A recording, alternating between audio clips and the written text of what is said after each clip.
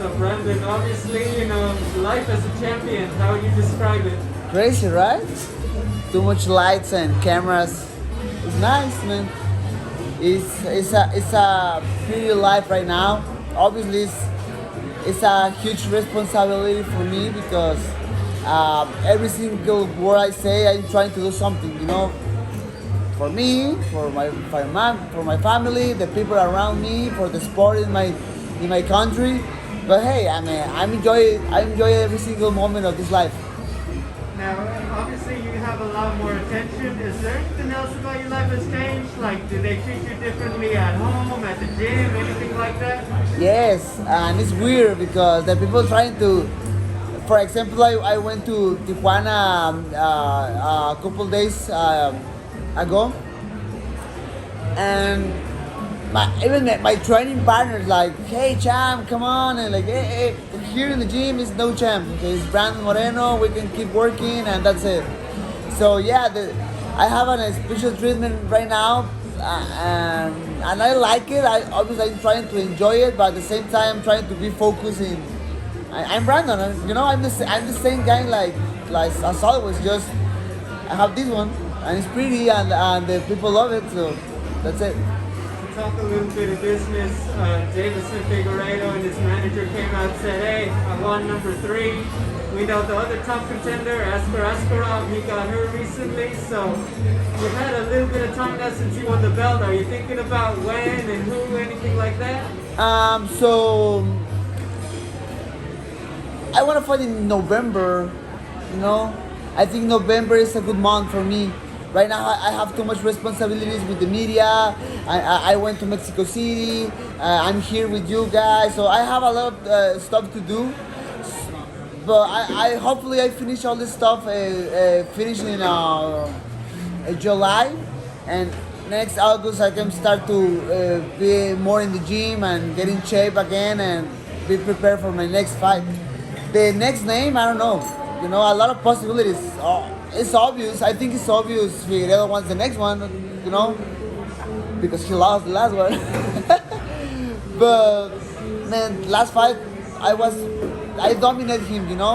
Since the first minutes in the first round, I dominated him. In the striking, in grappling, in wrestling. So man, obviously I'm open to fight against with him, but I think he needs to fight against with somebody. Corey Garbrandt wants to come to the division. That is a huge fight because I know he's not in the best part of his career, but he's a good name. He's a former champ. He has a really good brand behind him. He's an option. The fight between Pantoja and Royval can be a possibility. Obviously, Askarov, but he had an injury in his right hand, so he will be out like 5 or 6 months. So I don't know what happened with him. So right now I'm thinking of to go again to the gym and be prepared for October, November. Prefer November. I think November is better. So I don't care the name, man. I just want to fight in that day, in that month. What has to happen first? The Brandon Moreno funko or the Brandon Moreno Lego set? Which one happens first? Oh man, it's the most important question in this media, right? No man, I don't know. I love both brands. I know. I'm start to collect Funkos. No, I start to collect Lego first, 2018, and then Funko at 2019. So I love both brands. Whatever comes first is perfect. Brandon, you've been considered an underdog All my life. at times in your career, all your life, and obviously you were an underdog against Deiveson in both those fights. But what's it like now to be the guy that everyone's after? It's crazy, right? Everybody wants my head right now, and it's excited. Obviously it's a lot of emotions because I don't want to be the one-hit wonder guy. I want to build a legacy. I don't want to be just that guy who won the fight against Deiveson, changed his life, and then start to lose. I don't want to do that in my life. So I need to take care of all the stuff I can control. We live in this world where we can't control a lot of stuff. So all the stuff I can control, I need to work on that. So it's a huge responsibility. I'm excited for my future right now, and we'll see what happens. And I don't know. There's a humbleness about you. You've always been that way. Thank but you. You're the champion now. Thank you. Don't you have to have a little bit of edge, to carry that championship and take on all comers? Do you feel like, is there a switch in you that can turn on to have that edge, that championship edge? Man, I don't know. I'm scared of that too, because we can see in the history a lot of guys who get, the gold and start to change a little bit and be a little bit assholes. And You don't want to be that guy. I don't want to be that guy. I'm born in a very humble family who teach me a lot of good stuff in my life, So I'm trying to be very respectful with everybody. I'm trying to get some fun with the people too, because I'm that guy. But no, man. I mean, it's pretty, I love to be the champion. It's very nice. But man, I can give you the belt right now. I don't care. It's something nice, But I think the highlights, the highlights is the most important thing, I mean, if I put this here, you still know who is the champ, The people know who is the champ. What's the thing that'll keep you grounded and level-headed as a champion? Like, is it your family, your wife? I think so, kids? What'll keep you grounded? Obviously, my family. First of all, my family, because they give me a really good education, and then the people around me, You need to be around to good people to stay on the ground, And again, it's nice to be on the top, but at the same time, you need to be focused in the other goals, It's not the end of the way, It's just one part of the way. But I need to keep working. If I start to think about, money or parties or, I don't know, man, all that's bad stuff, it's not my goal. It's not my way to be a human being. I mean, I'm a normal kid from Tijuana, I don't like parties. Obviously everybody loves money. I love money too, but it's not my first goal, It's something secondary, and that's it.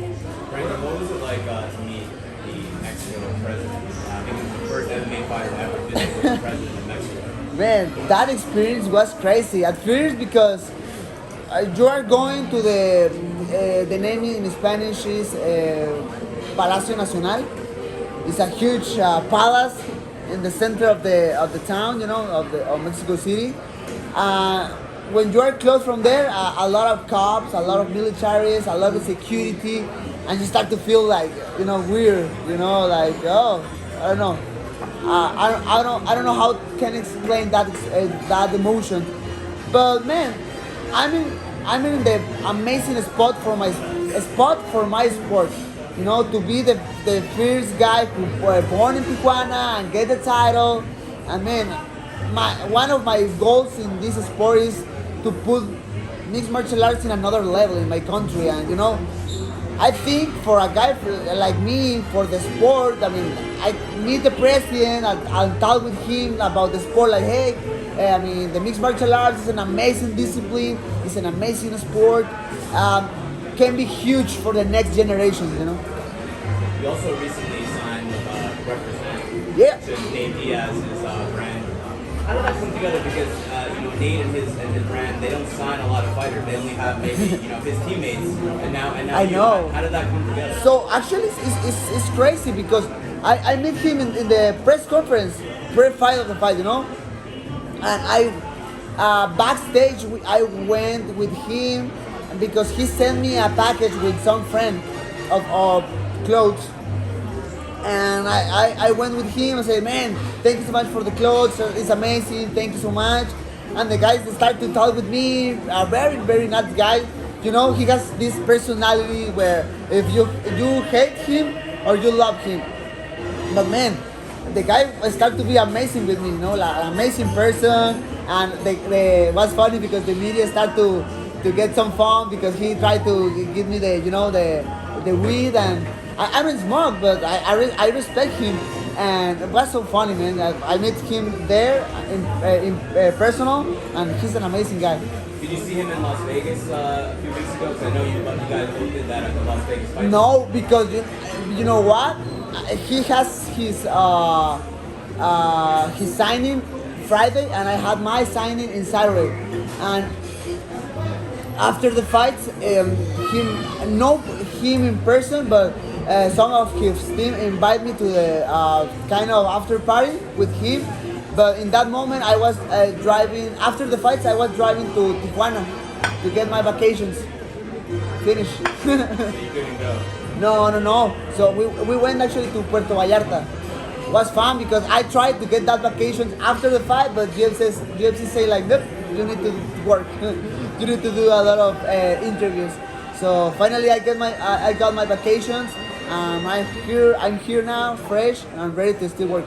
Do you think maybe one day you and Nate will party together? Yeah, why not? I mean, I need to be really honest with you guys because I don't like parties. I'm not that guy who like drink or go to parties every single weekend. I'm not that guy. But man, why not someday?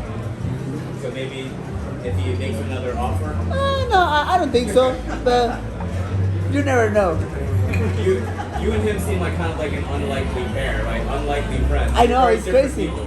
Yeah, but man, that's why I respect him because maybe he looks like a really rude guy, like I'm a gangster, But then the guy come with me and with the best attitude and talk with me, very friendly. Like I respect that, He's amazing. Now that you're champion, you make more money now. Has that changed life? Maybe. No, not yet. I mean, does the money factor, does it change anything in your life in terms of training or like your passion or your motivation? Again, I mean, everybody here loves money. That's a fact, Me too. I love money because I love Legos, I love funkos, and I have money to buy it now. But no, man, the training, my life is the same, Because I think that is very bad for the guys when they start to get money and you don't have the enough education to manage all the fame and all the money. It's hard, man. It's tough because a lot of guys come with you, hey champ, congrats, and give you like a lot of gifts or start to get money with a lot of sponsors, it's easy to lose your mind, sorry. But again, I think I have enough education to know what happened with me, and I have a really good people around me to put me in the ground, put my feet on the ground, and still be who I am. My gym, my training is the same. My gym is the same in Tijuana, California, and when I'm in Vegas, I'm training in Extreme Couture with amazing people there. So no, all my life I'm trying to keep it as the same. Is that your belt or is that the real belt? No, it's a replica. Oh, really? But it's small. Man, actually yes, but it's pretty similar. The weight and everything is like it's pretty similar. Oh, sorry. Brandon, have you thought about moving to 135 ever? Do you think that could be? Yeah, maybe. Not right now. Definitely not right now because I'm not the biggest flyweight guy in the division. But if I'm start to get the victories, to defend my belt, I don't know, like 5-6 times, I need a new challenge, And then I try to decide to go to the bantamweight division. But that is like in the future. A There's lot a of big people. bantamweight fight this Saturday between Corey Sandhagen and TJ Dillashaw. Can I ask you to put your analyst hat on? How do you see that fight going? Man, that is a hard fight. Obviously, because the people know the situation with TJ Dillashaw. He was out like 2 years. So and right now Corey Sandhagen is on fire. Maybe if you put that in the table, you can say like, oh, it's a easy fight for Corey Sandhagen. But I trained with TJ before, like 3 years ago, and man, that guy is tough. That guy is really tough. I think that the last fight against Henry Cejudo, he lost because he cut too much weight. but in 125, I think he's a monster, and Cody Sanhagen need to be careful because he's tough. Obviously, again, Cody Sanhagen is on fire right now, so we'll see what happens. Pick prediction. Oh no, man! I don't like to get predictions, and I'm very bad. You know, I'm trying to do it before, and I was like very bad, and the guys started to comment my post like, man, you sucks. Like, I know, sorry. A lot of people think that Deiveson Figueiredo should go up to bantamweight. As somebody who's been in the cage with him twice, you felt him, you felt his power. What do you think? How would he fare the division up? Man, the weight cut is something serious. It's something real, because you need to be careful how much you can cut until you start to lose power. You know, you start to lose all the benefits of the weight cut. So he's huge. He has too much power, but I think in the bantamweight division he can make something better there, because he can have more energy there and keep the power in his right hand. But man, it's not my decision, you know. And maybe if the people hear this interview and this answer, the people can say something like, "Oh, he's scared of the tier fight against him" or something like that. To be honest, no. I'm trying to be like, you know, like the analyst in his position, and I think it's a mistake to keep him in the flyweight division. But man, I'm nothing, you know. I don't have the position to say something. And I want to ask you one last question about pressure, specifically the pressure of being a Mexican champion. Because Mexican champions, Mexican fighters, as we know, the reputation, you come to throw blows, you take all comers on. So what's that pressure feel like being a Mexican champion and the first one in the UFC? Ah man, in this sport you live in pressure, you know. Every single fight is like, oh, you can lose, and then you win. You go to the next fight, and it's more pressure because you don't want to lose, and then you